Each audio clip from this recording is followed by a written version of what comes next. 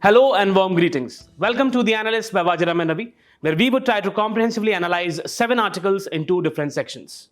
In the analysis part, we'll first have a discussion with respect to the serious public safety issue of stampedes in the country and the ways to mitigate them. Then, in the second article, we'll have a look at the strategic importance of the rare earth elements and how India can leverage its partnership with Kazakhstan to secure the supplies of these rare earth elements. Then in the simplified section, we'll have a look at 5 different articles, especially from the perspective of UPSC Prelims 2025, along with the value addition. So stay tuned. So coming to the very first article of the day, this is with respect to the stampede and crowd management. So recently what we observed was that in Hyderabad's Sandhya Theatre, during a surprise visit by an actor, that is Mr. Allu Arjun, for the promotion of his film Pushpa 2, there was a stampede which led to the killing of a woman, and the condition of her son is still very critical. Now, this points towards the serious public safety issue of the stampedes, which are frequently, recurringly taking place in the country.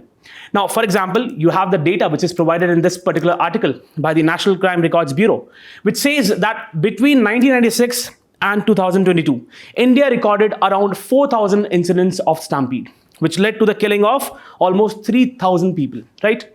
Next, it also gives you some of the instances. For example, in 2011, there was a stampede in Sabrimala, which led to the killing of 106 people. Then it talks about the tragedy which took place in Kumbh Mela in Allahabad, where 36 people were killed.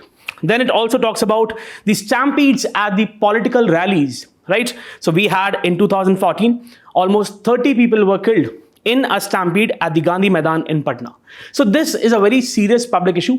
And again, because of that, the NDMA has also come out with some of the guidelines. So therefore, it becomes a very important topic for your GS3 disaster management part. Now, let's first talk about what do we really mean by stampede, right? So stampede is nothing, but it is sort of a disorderly movement of the crowd. That is, when you have a normal crowd and once sort of disruptions take place in that orderly movement, it leads to the stampede. Now again, what this disruption leads to is a lot of injuries and fatalities. Now this sudden movement, this sudden impulsive movement of the people, it is primarily a response to a perceived danger, or it is a response to the loss of physical space, or sometimes it is also a result of a will to attain something. Let's say you have a preacher, let's say you have a religious preacher, and if someone wants to touch the feet of the preacher, so it can be something which is gratifying for that person, but ultimately that can lead to stampede. Now, according to the National Disaster Management Authority, it has basically explained the kind of process which is involved in a stampede. So what the process says is that generally the causes with respect to the stampede in the country are structural failures. That is where the people are actually situated. Those structures and those facilities. Then it can be because of the human errors. Then it can be because a natural catastrophe has taken place, right? Along with that, there are some additional factors. For example, because of the high attendance level of the people, or because of the reaction to the action of the performer. That is, people reacting as an action to the action of the performer, right? Then it is the improper or inadequate arrangement at that particular facility, right? So what it leads to is the panic or excitement among the people. And when you have such kind of situation, it ultimately leads to the evacuation and crowding of the people. Now, in this particular situation, the NDMA says that generally you have the situation or the circumstances of fist. Now, what do we mean by that? See, it implies a kind of a force which is exerted by the crowd. Then it also implies the kind of rumors which are spread among the crowd, information. Then it implies the space. For example, let's say you have very narrow passage. Let's say you have got the ramps, you have got the corridors, which are very narrow. So that also results to that overcrowding. Then it is with respect to the time. Now this is very important. The duration of this incident matters a lot. If you have an incident taking place for a prolonged duration, obviously the fatalities and the injuries would be more. This ultimately, in combination with the evacuation and crowding, leads to the overcrowding. Now, once the overcrowding takes place, it results into the crush disasters, what the NDMA calls as the compressive asphyxia. Now, it basically tries to imply that it is because of the lack of the oxygen, right? People are compressed against each other, and that leads to the death. Also, it is with respect to the suffocation, right? Next, Then what the NDMA says that sometimes it's also because of the high desired velocity. Now, what do we mean by that? Let's say you have people who are at a place which is very crowded. Now they're exerting force on each other, and then it leads to a sudden a burst of people with high velocity. Then in that case, there can be trampling disasters. That is, people basically fall on each other, and sometimes the vital organs of the body, they're compressed, for example, the heart or the brain, and that leads to the death. So this is the kind of process of stampede. Now, there have been many incidents in India with respect to the stampede, and it has led to a lot of deaths in the country. For example, according to the data given by the Times of India, it says that in Allahabad, almost 800 people were killed in the year 1954 at the Kumbh Mela, right? Then we have got the crisis which took place in the Naina Devi temple in 2008. Almost 146 people were killed. Then we had the Kumbh in Haridwar in the year 1986. Almost 50 people were killed. Then you have the Patna, where 32 people were killed in the year 2014. Then you have got other incidents, for example, in Kolkata, in Rajamundry, in Andhra, right? Then you have an incident which I just talked about, the Sabrimala incident. And then you have got the incident which took place in Satara in the year 2005, where almost 340 people died. Then you have got the incident in Jodhpur, in Chamunda Devi temple. Almost 224 people were killed. So again, these incidents have been recurring, right? They have been quite frequent. And it primarily implies two things. That there is first the negligence by the event organizers, let's say the political parties or any promotional event. And second, that adequate facilities or adequate setups by the administration is not there, right? Adequate policing is not there. Adequate deployment of staff is not there, right? Now, as I said, what are the causes with respect to the stampedes in the country? The very first is the structural causes. Let's say for a particular event, a temporary facility has been made. Now that temporary facility, if it is not able to handle the people, right? Let's say the makeshift locations, obviously it might lead to the collapse of the structure, and then it can lead to the stampede. Improper and unauthorized built structures, right? As I said, low quality structures often lead to these stampedes. Then difficult terrain. What do we mean by that? Let's say you have some of the religious places in the country, prominent temples. Now these temples, most of these temples, they are located on hilltops, right? So it is a difficult terrain. Very narrow passage exists, and then that leads to the stampede. Then narrow streets, absence of emergency exists. So what it tries to say is that whenever you have a sudden crowding, right? So obviously you need to have proper exit, but that is not available in most of the situations. Then we have fire and electricity causes. Why? See, let's say you have sudden fire in a particular place, and then that might lead to panic, sudden crowding of the people, and then that can lead to stampede, right? Non-availability of fire extinguishers at these places. Building and fire code violations, very important. So we have got the National Building Code, right? Or the fire standards which are to be followed, which are given by the different state departments. Those standards are not being followed. Then illegal electric connections or faulty electric equipment. Sometimes it leads to the short circuits. Or sometimes just imagine that you have a very crowded place and it's a night time, and all of a sudden there is a power outage. Obviously there would be a panic among the people, and then that can lead to the crowding effect. Again, next is the crowd behavior. Now what do we mean by that? See, whenever we are talking about the crowd behavior, what we are trying to say is that, the panic among the people, that is basically triggered, and that is basically a cause of the stampede, right? So why the panic happens? Again, it is in many cases because of the craze. Now, what do we mean by craze? For example, you must have heard about the Hathras incident which took place, the stampede. In the public record, almost 121 people died. Now, in that particular case, what the authorities found was that it was the craze of people to touch the feet of the religious preacher. It was a craze of the people to touch the ground, to hold that soil on which that particular preacher walked. So that leads to the gathering of people. Crowds forcing to the entrance exits at the start of the function, at the ending of the function. When they force themselves, obviously the crowding takes place. Then anxious and competitive crowd. They lose their temper, right? They're not in their senses. And obviously, sometimes what happens is that this panic takes place, the excitement takes place, and it leads to the crowding effect. Next is the security issues, very important. See, what we are trying to say through this is that there is a gross mismanagement. There is a gross mismanagement and a negligence on the part of the authorities. For example, in this particular case, in Hyderabad Sandhya's theatre, In this particular case, you had very less number of police personnel. And that was one of the reasons that effective management could not take place, right? Next is lack of adequate scientific planning. What do we mean by that? That before the event begins, there is no effective planning. There is no effective coordination among different agencies, right?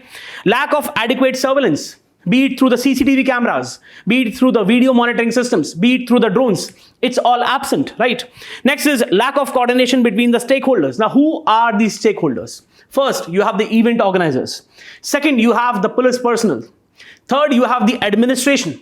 Fourth, you have the medical hospitals. Then you have got the fire department.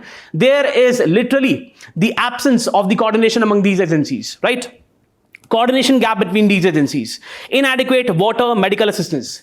Let's say even if the stampede has taken place, there have to be adequate provisions of the medical supplies, the water, but that is absent. Communication delays. Even if, let's say, you've got adequate personnel over there, but there is ineffective communication because of the lack of wireless facilities, right? So these are some of the issues. So next, what are the impacts of these stampedes? The very first is that it leads to a lot of trauma and loss. See, you know, the way in which people die in these stampedes, it's very tragic. It's very unfortunate. And then that leads to the sort of PTSD, post-trauma stress disorder, right, among the relatives of those people who are killed, right? So again, this is a sort of a very tough situation. Then let's take the case of the event in Hathras. 121 people were killed, and most of them were women, right? Next is the economic hardships. Understand that majority of the people who are taking part in these religious gatherings, first of all, understand that 80% of the stampedes in India, they are primarily of the origin where you have religious gatherings. Then, for example, other can be, you have political gatherings or a promotional event where a celebrity comes. But majority, almost 80% are the religious gatherings. And in those gatherings, what you see is there is a participation of the people in majority from the low socioeconomic backgrounds. And ultimately, when the breadwinner of the family dies, it leads to more economic hardships. And then it leads to the poverty. Next is erosion of trust. Very important. See, again, if these incidents keep on happening, there is an erosion of trust for the administration, for the event organizers, and that is not good for the overall governance. Then loss of social and human capital. Most of the persons who are killed in these stampedes, they are children, they're women, and it leads to the loss of the productive socio-economic capital, human capital, right? So these are some of the issues. So considering all these things, we had the National Disaster Management Authority who came up with the managing crowd at events, venues and mass gatherings guidelines, right? Now this can be important for exam. They were released in the year 2014. Now, what these guidelines say, they are based on certain pillars. First, it talks about the crowd management in general. And then there are different pillars. For example, what it says is that what type of event is that? For example, it can be a religious event. It can be a school function. It can be a sports event. Then it talks about the kind of crowd which is expected, right? The demography of that particular crowd. Then it talks about the economic strata. Then the next pillar is the crowd motives, whether it is a social event or entertainment, political, religious, right? Then you have the venue. What kind of venue is there? Are these structural facilities proper or not, right? Temporary or permanent, open or confined, right? Then you've got other stakeholders as well. For example, the local shops, for example, the residents of the neighborhood, the NGOs. Then it basically says that there has to be proper capacity planning with respect to the management of the event, right? Then the risk assessment has to be done, that whether the structure, whether the place is proper or not, whether adequate supplies are made or not. Then improved preparedness planning, very important, whether you have got proper effective planning tools in place or not, right? Incidents reporting and then capacity building of that particular event, right? So this is what basically the overall structure of the NDMA guidelines is all about. Now, what should be the way forward? The very first is we have to focus upon robust legislation, rules and regulation. What does it mean?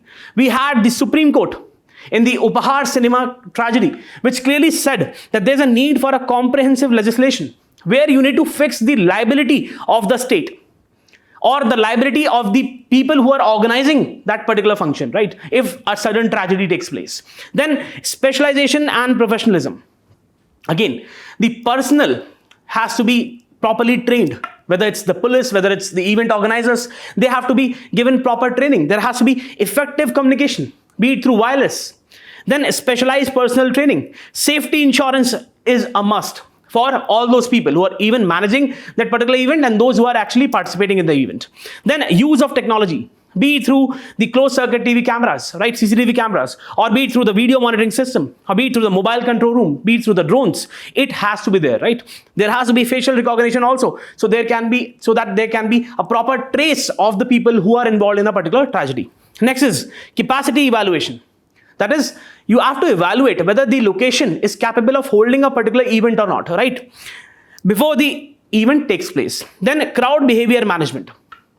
There has to be a proper mechanism where the people are told on an effective basis that you need not to worry about anything. There has to be a stop on the rumors.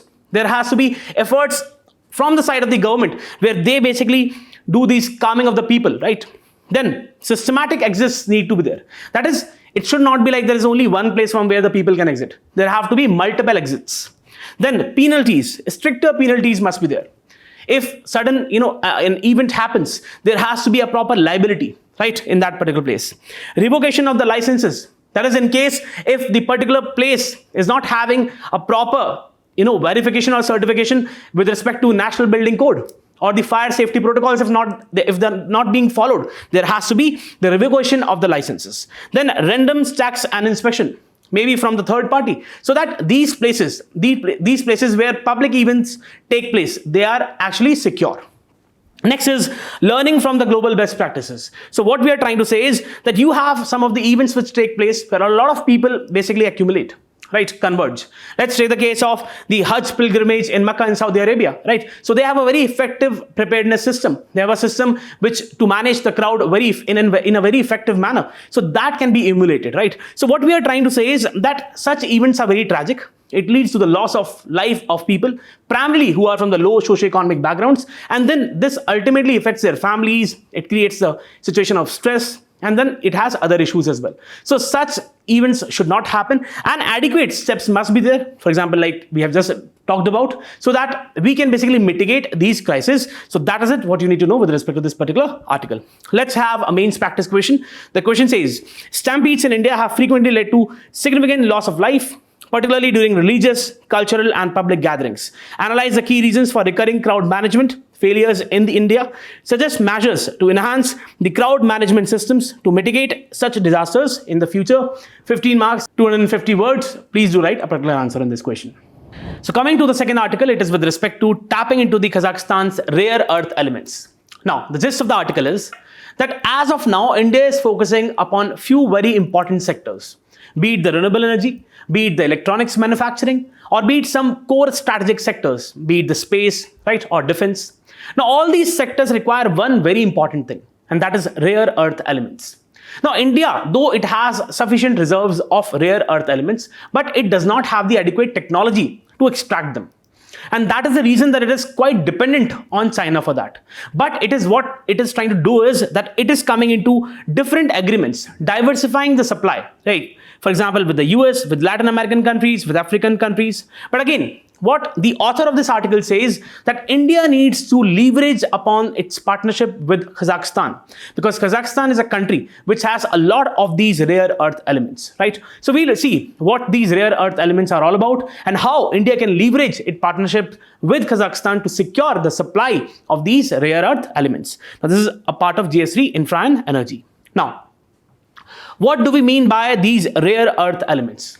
Now, if you look at the periodic table, you will find certain elements, right? So these are a group of 17 chemical elements in the periodic table, comprising of 15 lanthanides, scandium, and yttrium, right? So this comprises of these 17 elements. Now, the special property with respect to these rare earth elements is that they have some specific properties. For example, that of electrical property, for example, metallurgical properties, for example, catalytic, nuclear, magnetic, and luminescent properties. Now, these are some of the properties which are really very sought in the electronics manufacturing, in the renewable energy sector, right? So that is the reason these elements become very important. Now, as I said, that because of these property, they become critical in manufacturing the high technology equipments. be it electronics, be it renewable energy, be it defense, right? Next, why they are known as rare? That is a question. See, if you talk about these rare earth element in the quantitative terms, so it's not like that they are present in less quantity. But the reason is that the minerals in which these elements are present, they are in very low concentration. That is, these rare earth elements are in very low concentration in these minerals. So the extraction process is very difficult. And in most of the cases, it is economically unviable, right? So therefore, they are known as rare earth elements. Now, as I said, that we have different rare earth elements. For example, some of them are used as magnets. For example, you have got neodymium, right? Motors and generators used in the HD drives, microphones, speakers. Then you have metal alloys. For example, lanthanum, cerium used in superalloys, right? Then you have got phosphors, right? For example, you have got eurobium. For example, we have got the neodymium, right? So they are used in LEDs, laser, fluorescent lamps, X-ray imaging.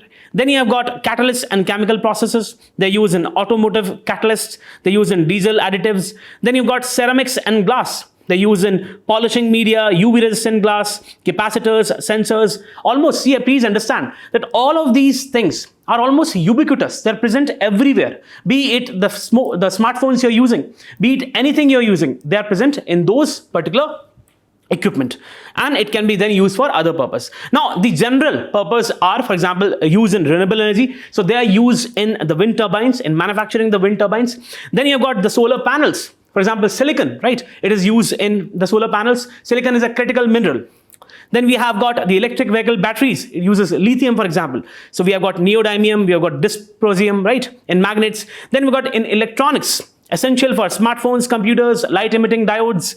Then in defense, critical in guidance system, for example, the radars, other military technologies, right? We have got the launching platforms of missile. All those require the electronic components. And in those electronic components, you have got these rare earth elements. Then they're used in the magnetic resonance imaging, MRIs, laser technologies, and cancer treatment. So these are the broad uses. Now, let's talk about the distribution of these rare earth elements first. So if you look at this particular infographic, which is provided by the United States Geological Survey. Now, this is a very important infographic, and it talks about the kind of rare earths elements which are there, and they are primarily used in electronics and renewable technology. Then it basically talks about the distribution, right? So it says that we have the China at the top position if we talk about the distribution of these rare earth elements. So it says China tops the list for the reserves and mine production, where the US has 1.5 million tons in reserve. It still depends on China for refined rare earth elements. Then at the second position, we have got the Vietnam. Vietnam and Brazil have the second and the third most reserves. Their mine production is among the lowest in the world. Then we have Brazil, as I just talked about. Then we have got Russia, and at the fifth position we have got India. So what you need to understand is that it's not on like that we don't have adequate reserves. Though we have adequate reserve, but we do not have the adequate extraction technology, which is really important, right? Now, why rare earth elements are important for India? The very first is that we are making a very robust transition to the renewable energy, because we have set certain targets through the Panch Amrit goals. For example, 500 gigawatt of the non-fossil based energy or renewable energy by 2030, right? Then we are also focusing upon these solar modules, solar cells, or the wind turbines. All these require a huge quantity of rare earth elements. Then we are also focusing upon the clean mobility. Take the case of the FAME scheme, right? So we are focusing upon the electric vehicles. Now, the electric vehicles, they require a lot of high efficient batteries in the form of lithium-ion batteries, right? Then we've got the electronics manufacturing. So India is becoming a hub of smartphone manufacturing. Now, in the printed circuit boards, we have the usage of these rare earth elements. Then in the smartphones. Then in the strategic domains, for example, let's talk about the space domain. So India is becoming a sort of a silver lining for the world when we talk about ferrying the other satellites for different countries to the space, right? So therefore, all these space equipments, they require the rare earth elements, or be it the defense. Now, what are the concerns? See, The very first is that though India has the fifth largest reserves of these rare earth elements, we lack the technology. We lack the technology to extract these rare earth elements from the minerals, right? So that is a very specific technology which is there, and we do not possess that technology. Then is the China's monopoly of the rare earth elements. What you need to understand is that almost 1/3 of the global rare earth elements, they are found in China, and it basically China comprises of almost 70% of the overall production of these rare earth elements. Then what you need to understand is that India is dependent on China for almost 60% of the requirements of the rare earth elements. Then what you need to understand is that there have been certain events. Take the case of the COVID-19, or take the case of Ukraine war. So after these events, especially after the COVID-19, China basically imposed a lot of restriction on the supplies of these rare earth elements. So there have been deliberate disruptions on these critical mineral supplies. For example, recently there were the case of the halting the antimony exports to different countries from China. Now it led to sort of effect on the military equipment manufacturers, or let's say the solar modules. So it affected many industries. Then banning technologies. Again, what China is doing is that it is banning the transfer of technology of extracting these rare earth elements, right? And obviously the magnets, which are very important once we talk about different equipments. For example, let's say the MRI machines. Now, also the Ukraine war. So Ukraine is also a country which has a lot of rare earth elements, but because of the war, that supply was also stopped. So it disrupted the global supply chain of these rare earth elements. Now, therefore, it becomes important for India to basically leverage upon its partnership with Kazakhstan. Now, if you look at this particular map, we have the Central Asian republics, right? So we have Kazakhstan here. It has a lot of these rare earth elements, right? Though not in that quantity which China has, but it has many of these rare earth elements. Also, we have got other countries like Uzbekistan, Kyrgyzstan, Turkmenistan, and Tajikistan who also have these rare earth elements. Also, then we have got the Caucasus countries, for example, Georgia, Azerbaijan, Armenia. Then we have got Ukraine, as I just talked about. So all these countries have adequate amount of rare earth elements, which are used in battery technology, which are used in solar panels, wind turbines, battery, solar and wind technology, and other energy usages. For example, electronic manufacturing. Now, Kazakhstan, when we talk about, it has 15 of the 17 known rare earth elements, right? Next is that though it's a sort of not a very developed country, it's still a developing country, but it has some of the advanced extraction technologies of these rare earth elements. Then it has existing partnerships with some of the very important countries in the world, be it Japan, be it Germany, be it the United States. So again, that has to be leveraged. Then there are certain rare earth elements, for example, dysprosium or tantalum or niobium, which are used in renewable energy and nuclear reactors, right? So therefore, Kazakhstan has a lot of these three elements. So we should basically capitalize on that. Next is that it also has full cycle manufacturing facilities. That is, from end to end, from the very mineral source, from the very ores to the final rare earth element, it has all those processing facilities. Then focus upon the emerging fields. That is, the government in Kazakhstan, it is focusing upon these fields of battery used in the electric vehicles, that is lithium-ion batteries. So again, that has to be capitalized. Now, what are the silver linings for India? See, we already have a very important foreign policy in place, and that is Connect Central Asia. Now, what is the very objective of Connect Central Asia is that India should develop political, security, economic and cultural interactions with these Central Asian Republic, right? So that is one of the policies we have. Then we have got the INSTC corridor, International North-South Transport Corridor. Now, this is basically aiming, it's around 7,200 kilometer corridors, which tries to basically link Mumbai to St. Petersburg in Russia, traversing through Iran, Azerbaijan, then you have got Central Asian republics, and then finally Europe. So that can be capitalized. These two things can be capitalized. Next is, what are the challenges? First is that there is lack of domestic rare earth elements extraction technologies. We should come in partnerships with different developed countries so that we can procure these extraction technologies. Then limited connectivity with the Central Asian republics. See, Pakistan would never allow India to have a land route connectivity with these countries. So there are connectivity concerns also, right? Next is, what can be the proposed solutions? Now, we have Mr.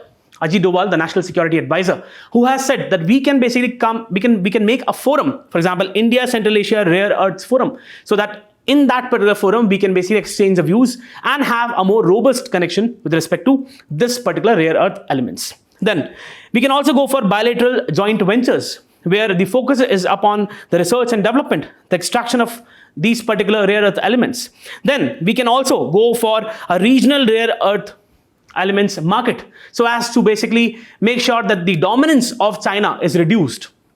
Then there has to be adequate sharing of the geologic data, right? So that we can also have the technologies coming from different countries to India, and Indian scientists can also go to other countries, and then we can basically focus upon the extraction of these elements.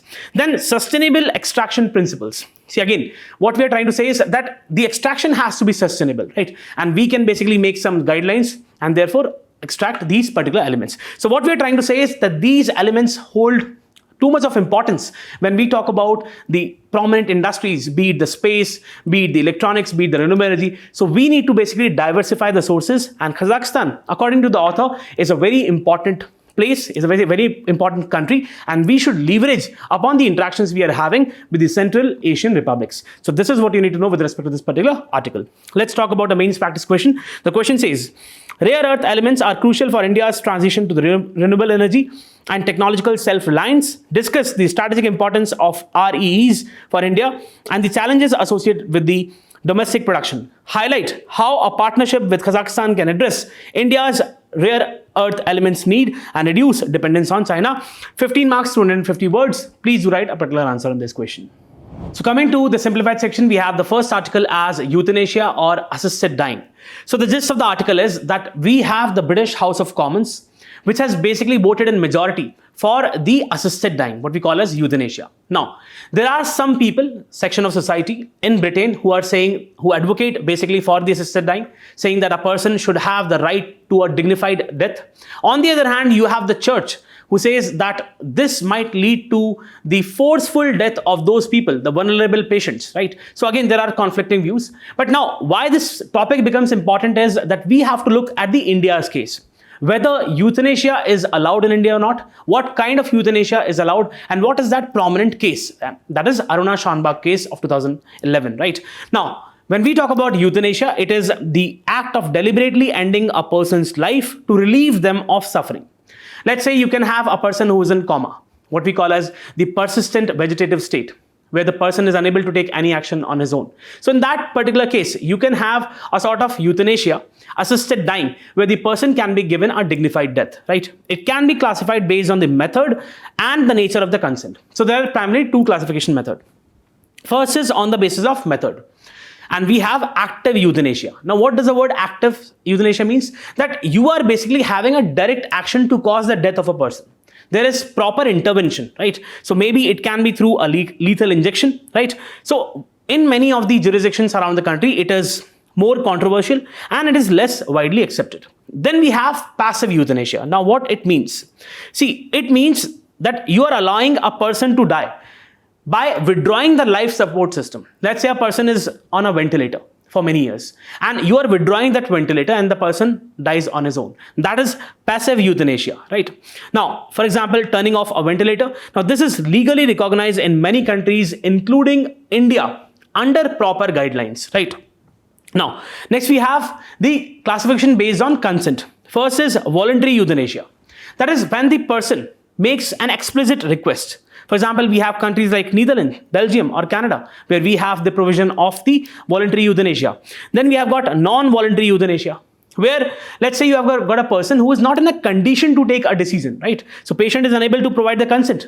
Let's say a person is in coma. So you have the family members or the legal representatives who take basically the decision on behalf of that particular decision, that particular person. Then we've got involuntary euthanasia. Now this is against the will of the patient.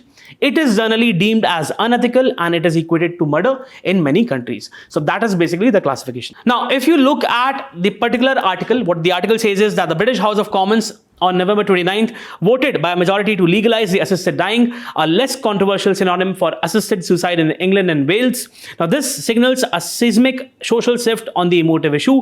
There are certain advocates who basically say this particular move as humane and compassionate, bringing closure to a painful, debilitating, and degrading dependence on the immediate family. Then there are opponents who include the head of the Church of England, are apprehensive that this might affect the vulnerable patients and they might feel that they are forced to end their lives to relieve the burden on their relatives. Now, the debate on the bill's merit has also brought to the fore the concerns that the delivery of the hospice and palliative care services could be undermined. So these are some of the kind of services which are provided at the end of the life of a particular patient, right? The hospice and the palliative care.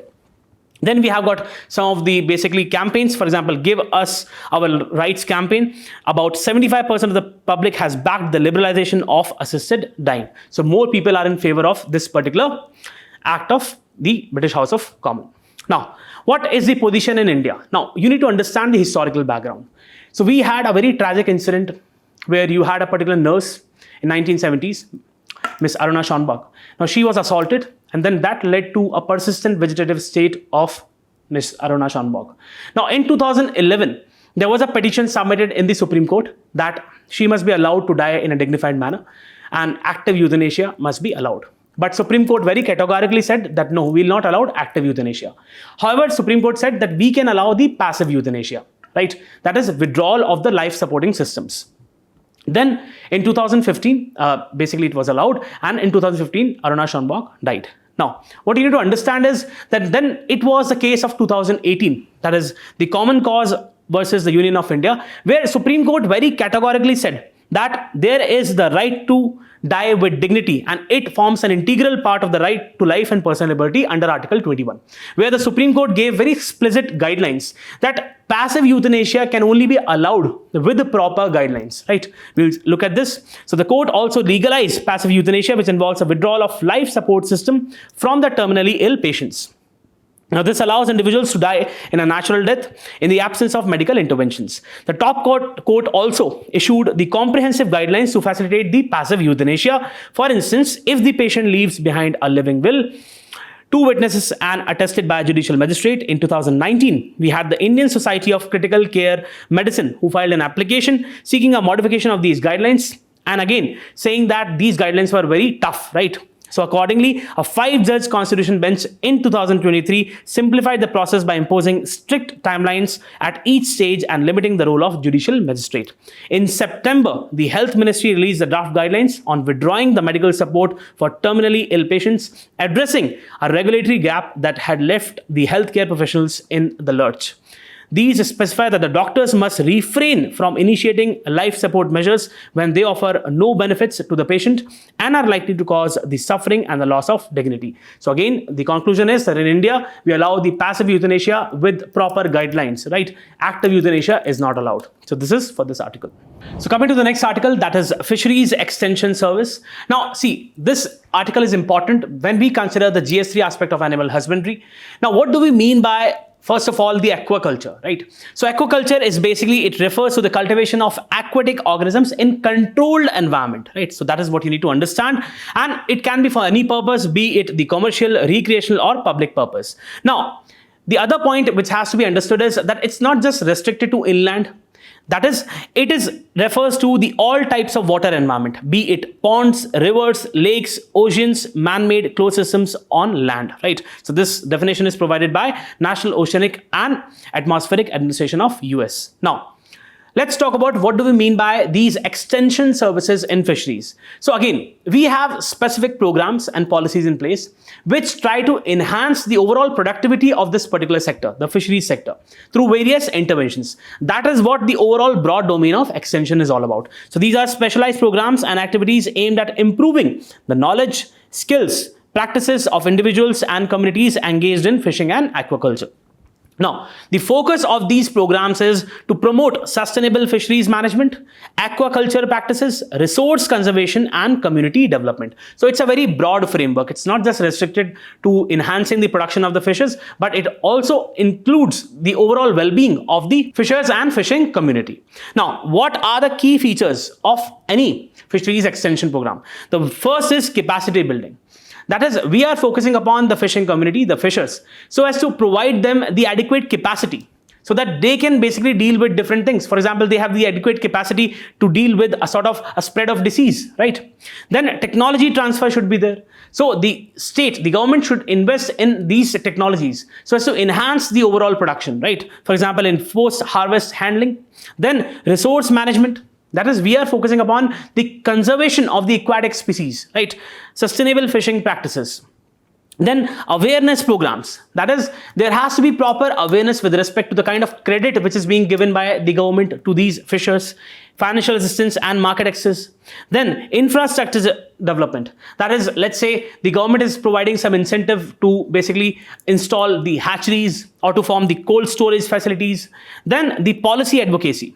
That is, there has to be a proper mechanism where different research works are the information which is gathered, it is then disseminated to these fishers, the fishing community, right? So understanding the fisheries policy. That is what the overall framework of fisheries extension services is all about. Now, in this particular article, the author has tried to give what the government is doing on this part and how it is basically improving the lives of these fishing community. India possesses diverse fisheries resources provide livelihood opportunities to approximately 3 crore fishers. These data can be really important once you're writing a particular answer, right? The country has witnessed 83% increase in the national fish production since 2013-14. That stands at a record 175 lakh tons in 2022-23.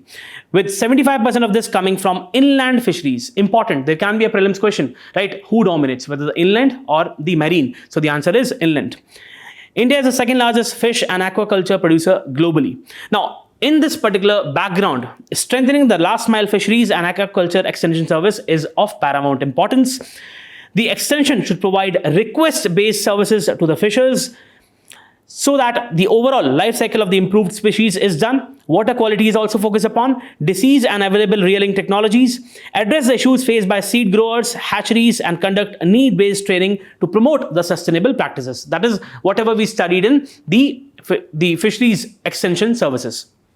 Now, we have a particular program by the government, Pradhan Mantri Matsya Sampada Yojana, and then through that we have the Matsya Seva Kendra also, right?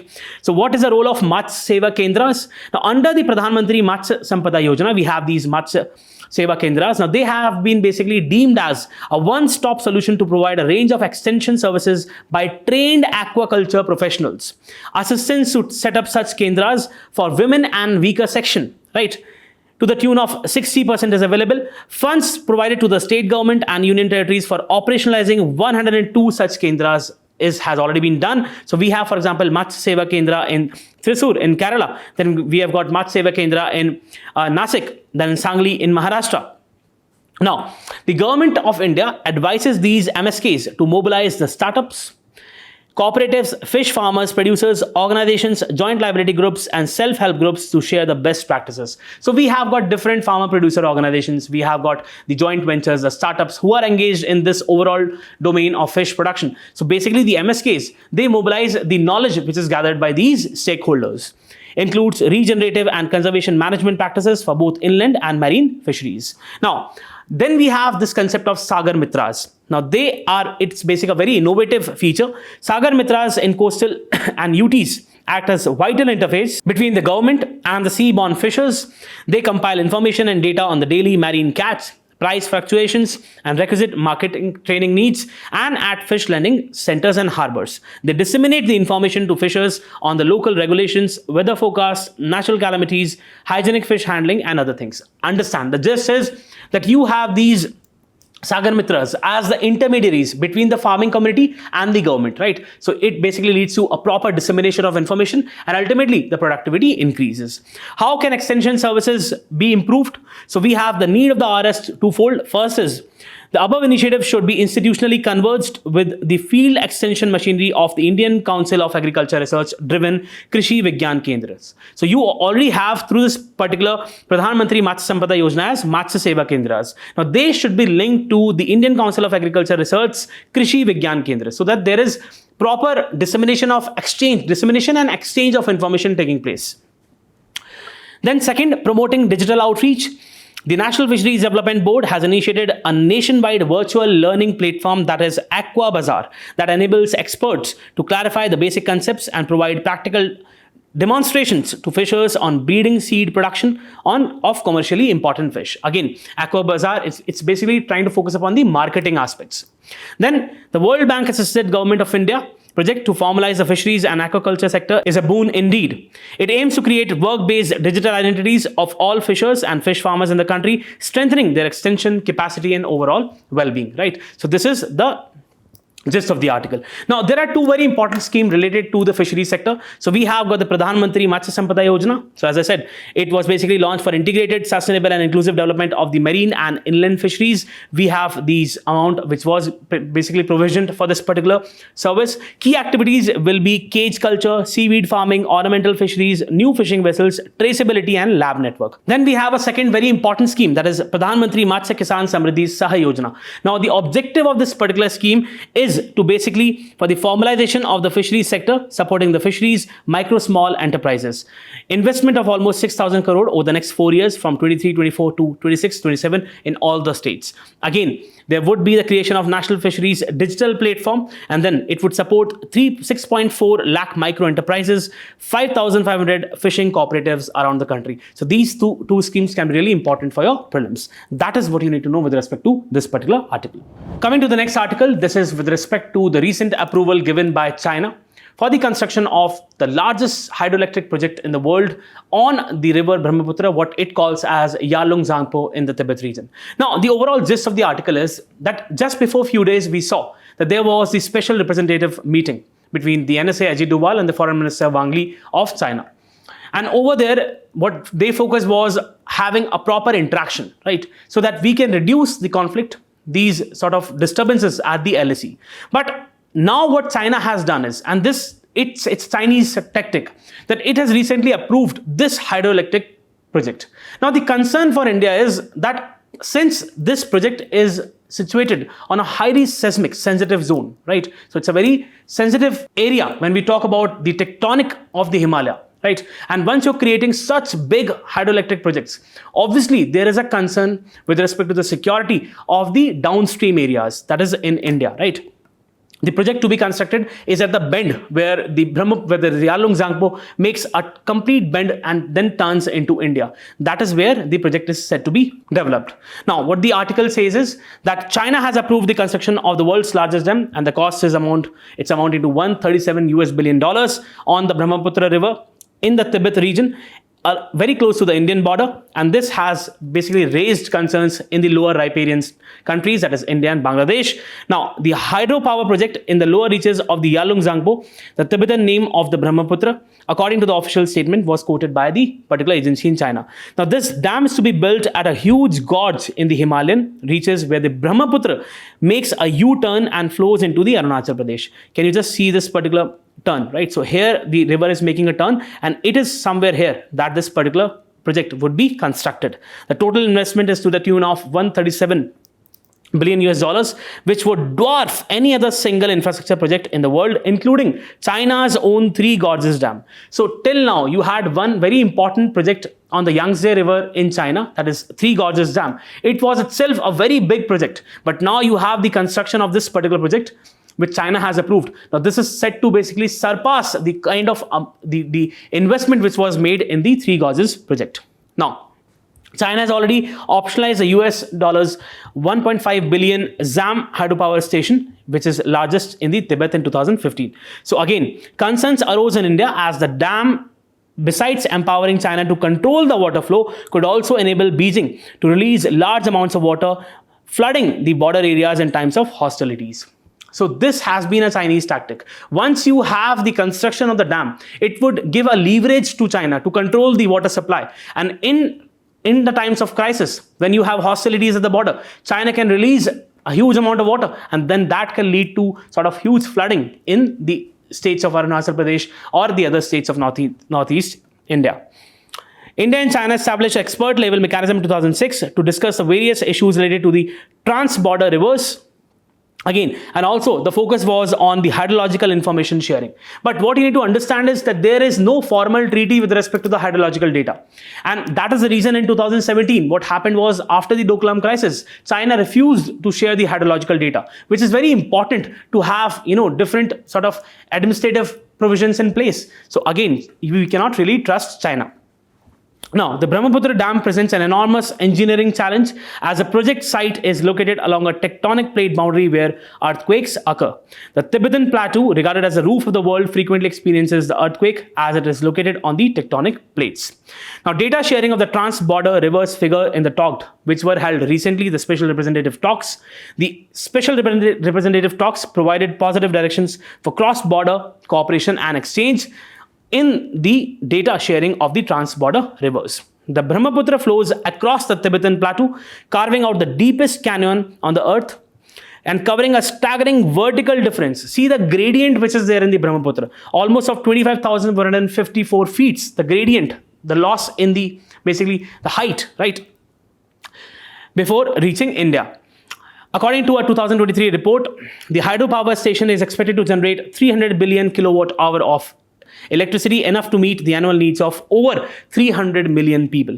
The lower reaches area features a vertical drop of 2,000 meters over a 50 kilometer distance. So over a 50 kilometer, there's a drop of 2,000 meters. That would provide the gradient, right?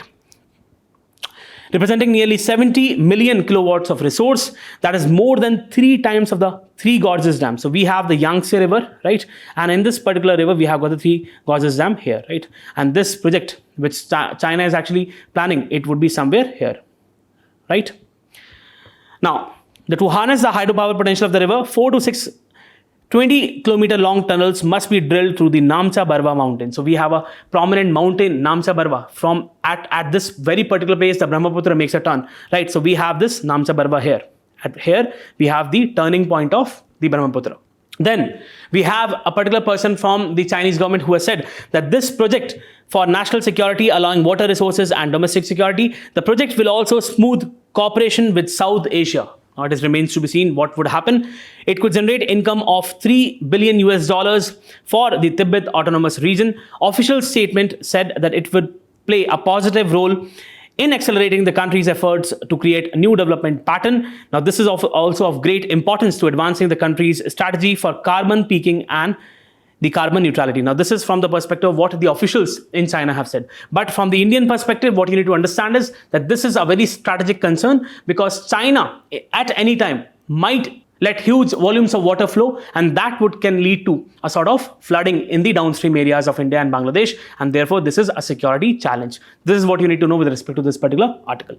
Coming to the next article, we have a particular report which is published by the Economic Advisory Council to the Prime Minister, which has said that there has been a reduction in the domestic migration in the country. So compared to the census 2011, according to the data sources which this particular EAC has used, it has said that there has been a reduction in the overall domestic migration. The data sources which have been used are primarily the data from the Indian Railways. The second is with respect to the TRAI data, Telecom Regulatory Authority of India data. The third is with respect to the remittances received in different districts. Now, again, what this particular EAC says that there has been a reduction in the domestic migration primarily because of the improved employment opportunities at the respective places. So that is obviously not making people to go outside. That is giving them the opportunity to work there itself at their home locations. So again, what the EAC also says that it is a kind of information which is extrapolated from these three data sources. So the final level of the domestic migration would obviously be known once we have got the next census, right? But still it provides us an indication. So we have the domestic migration in India is slowing, and overall numbers of the migrants in the country has reduced by 11.78% as compared to 2011 census. The EAC has come in a paper. Now, it basically says that it is because of the improved economic opportunities in small cities, which is leading to slower migration in India. The total number of migrants in the country as of 2023 is estimated to be 40.20 crores. We're talking about the internal migration in the country, right? While the total number of migrants in the census 2011 were 45.57 crores. There has been a reduction. Migration rate, which stood at 37.64% in census 2011, has reduced to 28.88% as of 2023. Now, this report is titled as 400 million REEs. The paper used 3 data sources from the Indian Railways, from the mobile telephone subscribers, of which the data has been sourced from the TRAI, Telecom Regulatory Authority of India, and district level banking data on remittances. Now, what the report has also said is that this method can give a general idea about the trend and accuracy of the findings could only be checked after the decennial census takes place. So the proper verified data would come from the census itself, but it is giving a general idea. Now, what this particular data says is that we have the report hypothesis that the lower migration is due to the availability of improved public services and economic opportunities. So the migrants in India in crores, they were 45.57 in 2011, and as of 2023, it is 40.2 crores. Migration rate has reduced from 37.64% to 28.88%. Now, this is based on this research which is carried out by the ESC to the Prime Minister. Now, while the decennial census provides the comprehensive and granular migration data, however, on account of its periodicity, there remains a significant lag.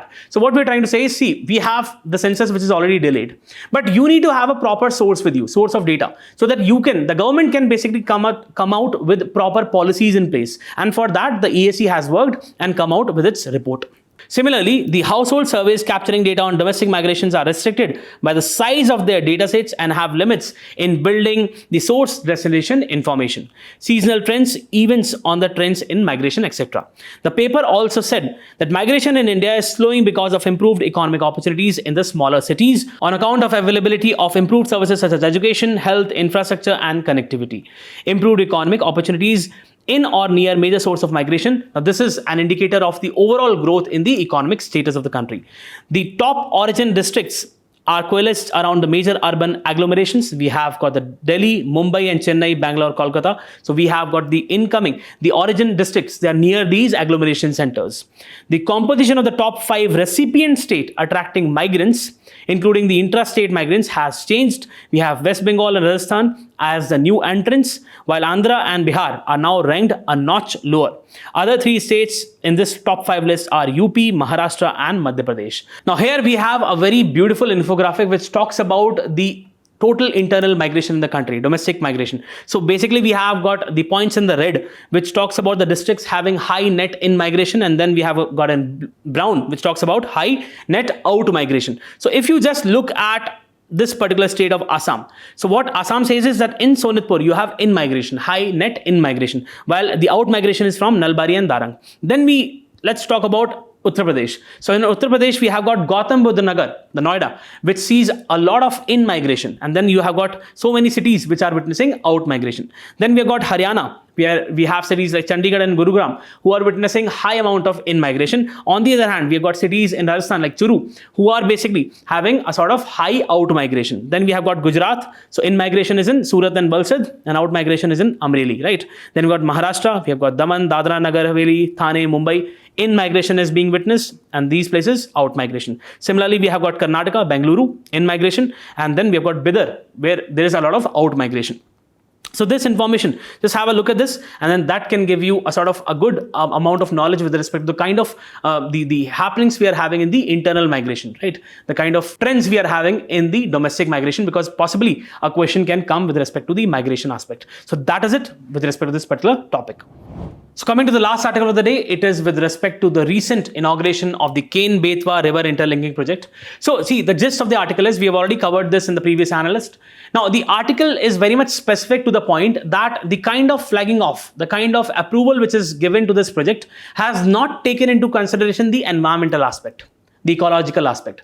So what the article is trying to say is that just to secure the political interest, because we have some of the polls coming in the state of Uttar Pradesh, right? So just to secure interest for that, this particular project has been approved, and this basically has a lot of repercussions when we talk about the environmental aspect. So as we have this particular linking project which is trying to supply the excess water from the Ken to the Betwa River, right? Basins, inter-basin transfer of the water. Again, this is something which can lead to the possible ecological ramification. So the budgeted cost of around 44,000 crore project would draw the supposedly excess water away from the Ken River basin to the Betwa River basin, thereon to the farmland and human settlements.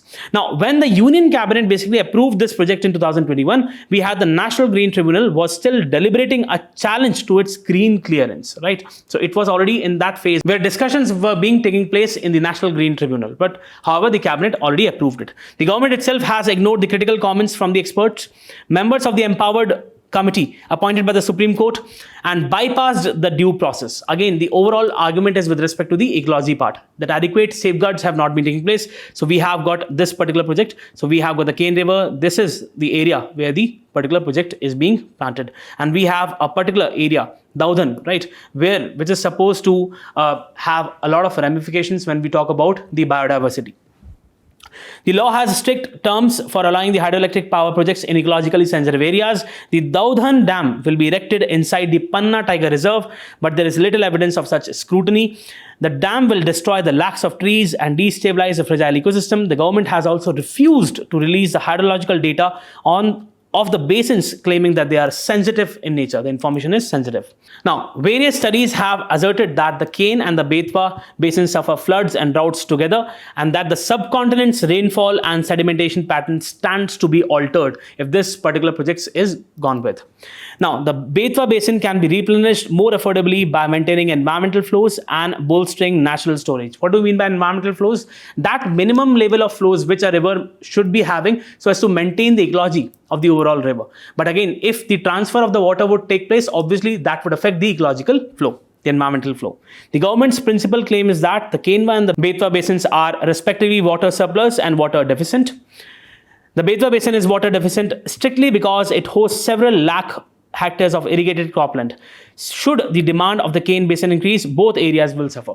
So why do we have deficit in the Betwa region? According to the author is that a lot of water is being drawn from the Betwa basin. But again, if you will have the water being supplied from the Ken to the Betwa, the same thing would happen in the Ken also, right? So ultimately the both basins would suffer.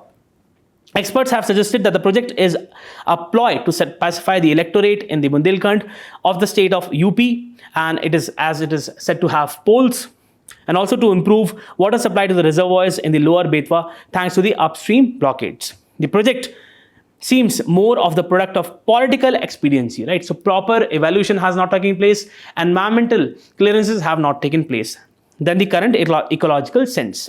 The more resources of the government sinks into, the more unlikely changing or reversing course will become in the face of adverse development.